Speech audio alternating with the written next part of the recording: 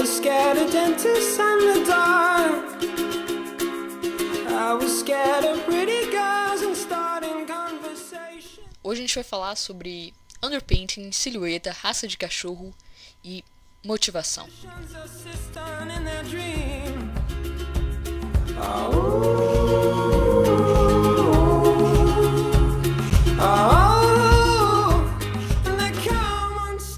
Então tem toda aquela história de apresentação, né? Já basta essa impessoalidade e a distância do meio digital, então vamos lá. Bom, meu nome é Andrea, acho que isso já ficou um pouquinho explícito na vinheta, mas eu tenho 22 anos, eu sou brasileira de Salvador, eu amo acarajé, né, e todo aquele clichê baiano mesmo, Rio Vermelho, Caetano, Maria Bethânia, enfim, pronto. Eu me mudei para Montreal nesse ano de 2014 por uma razão específica, e acho que é muito comum a todos os estudantes brasileiros de arte, né, que é essa vontade de estudar mais, de crescer mais. Em 2013 eu assisti a um workshop com o pessoal do Schoolism em Florianópolis que literalmente mudou minha vida, né? Naquela época eu já tinha feito uma transição, eu trabalhava em uma das melhores escolas de desenho de Salvador, que é o Estúdio Hector Valdez Júnior. Importante falar sobre essa família emprestada que eu tenho. São pessoas maravilhosas, fazem um trabalho excelente lá. Mas eu queria aprender ainda mais sobre luz, cor, design de personagens. E vamos combinar que na cidade ainda não tem algo especificamente voltado para essa área de pintura digital. Então o workshop contou com a presença do Bob Thiel, do Nathan Folks, da Kia Cedeira, que colocaram na minha cabeça que dava para ir mais longe, né? E aí depois disso eu tive uma experiência maravilhosa no In-House Workshop com o Thierry Lafontaine em Saint-Julien, que é uma região muito próxima daqui, muito próxima de onde eu estou agora, aqui em Montreal. Um mês dentro do estúdio, e aí uma ideia não parou de martelar a minha cabeça. A ideia de que dá para crescer em conjunto. Então meu objetivo hoje é formar uma comunidade artística forte, junto com vocês, para que a gente possa junto evoluir e chegar a um patamar mais alto. Não só em termos de técnica, acho que a técnica é extremamente importante, mas vamos pensar em algo além disso. Pensar na quebra de limites, né? Vamos pensar hoje o que a gente tem visto no cenário mundial em termos de pintura digital é a nossa realidade do hoje, certo?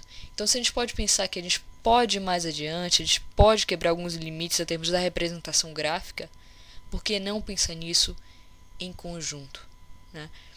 Mas para isso a gente tem que colocar em prática aquele trabalho diário, aqueles sketches diários, e não ter medo de seguir adiante mesmo, né? Não ter medo de continuar e acreditar mesmo em algo que parece agora um pouco impossível.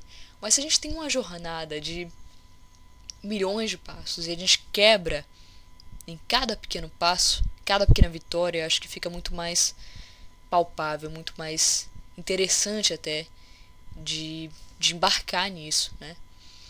Então meu convite é esse. Meu convite é que vocês continuem a assistir esses vídeos, essas primeiras, não digo nem aula, porque acho que é muito prepotente dizer aula nesse formato, mas que a gente continue a se falar de uma certa forma.